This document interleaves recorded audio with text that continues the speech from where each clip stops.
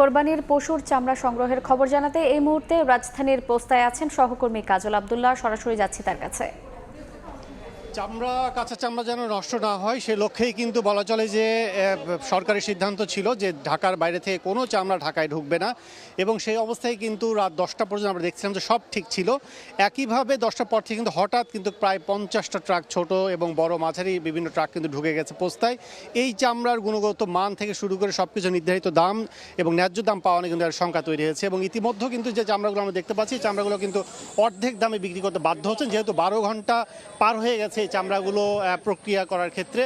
আমরা এই চামড়া এই পোস্তায় এখন কিন্তু এখানে চামড়ার সর্বশেষ অবস্থা পর্যবেক্ষণ করতে কিন্তু এসেছেন ভোক্তা অধিদপ্তর সম্মানিত মহাপরিচালক। আমরা একটু তার সাথে কথা বলবো। তারা যদি আমাদের একটু জানান যে এখন যে অবস্থা পরিস্থিতি সৃষ্টি হয়েছে পোস্তায়, আপনারা কি ভাবছেন, কি অবস্থা দেখছেন?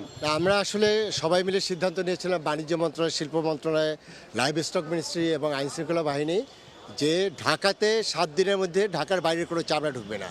কিন্তু এখানে এসে দেখলাম এখানে আমাদের এই পোস্তা আড়তদার, বাংলাদেশের আড়তদার সমিতির সভাপতি আফতাব ভাইও আছে, এবং রাত 10টা পর্যন্ত সব ঠিকঠাক ছিল। কিন্তু এখন এখানে দেখলাম সেই হবিগঞ্জ, কুমিল্লা, দাউদকান্দি, নারায়ণগঞ্জ, মুন্সিগঞ্জ সমস্ত ট্রাকগুলো ঢুকে গেছে। এখানে প্রায় 70টা ট্রাক আমরা লক্ষ্য করলাম, এবং এই চামড়াগুলো আপনারা দেখলেই বুঝবেন এই চামড়াগুলো সেই সকালবেলার চামড়া, এবং সেটা এখানে নিয়ে আসছে। আমি আড়তগুলোও দেখলাম, সেই আড়তে যে ক্যাপাসিটি ছিল ঢাকার চামড়াগুলো, তারা বিকালে এসেছে, এবং তারা ইতিমধ্যে সমস্ত চামড়া যা আসছে তাদের যে ক্যাপাসিটি সে অনুযায়ী লবণ মেখে তারা প্রিজার্ভ করেছে। কিন্তু এই চামড়াটা এখনও বিক্রি হয়নি, এটা কখন বিক্রি হবে, এবং তাদের ক্যাপাসিটি অলরেডি পোস্তার স্যাচুরেটেড হয়ে গেছে। এখানে ইচ্ছা করলে তো তারা অতিরিক্ত চামড়া এখানে প্রিজার্ভও করতে পারবে না, লবণও মাখতে পারবে না। তা আমাদের যে জিনিসটা হলো যে আমরা সমন্বিতভাবে যে সিদ্ধান্ত নিলাম, সেই সিদ্ধান্তটা রাত 10টার পরে কেন কার্যকর হলো না এটা আমার জানা নেই।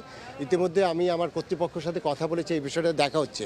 এবং গত বছরও আমি এখানে এসেছিলাম এবং সেখানে পরিস্থিতি স্বাভাবিক ছিল, কিন্তু আজকে 10টার পরে কেন এটি হলো এই বিষয়টা আসলে আমাদের খতিয়ে দেখতে হবে। এটা কারা করলো, এই ট্রাকগুলো কেন ঢুকলো, এবং আমি কয়েকজন ট্রাক ড্রাইভার এবং যারা। অনেক ধন্যবাদ স্যার আপনাকে। আমরা পরবর্তী কথা বলবো। তো যে কথা বলছিলাম যে ভোক্তা অধিদপ্তরের মহাপরিচালকের সাথে সবশেষ অবস্থা যে এই চামড়াগুলো এখন হাই স্কিন অ্যান্ড মার্চেন্ট অ্যাসোসিয়েশনের সভাপতির সাথে কথা হয়েছে, তারাও এই ব্যাপারে এ নিয়ে কথা বলছে। সব মিলে আসলে সিদ্ধান্ত কী হবে, পোস্তাতে কতটুকু ক্যাপাসিটি আছে তারাও ওনারা দেখছেন, এবং পাশাপাশি চলে যাচ্ছে চামড়া শিল্প কতটুকু ক্যাপাসিটি, সে সব কিছু মিলেই কিন্তু বিবেচনা করে সিদ্ধান্ত নেবে অ্যাসোসিয়েশন। তো আমার কাছে এই ছিল পোস্তা থেকে সবশেষ। আমরা সরাসরি ছিলাম রাজধানীর পোস্তায়।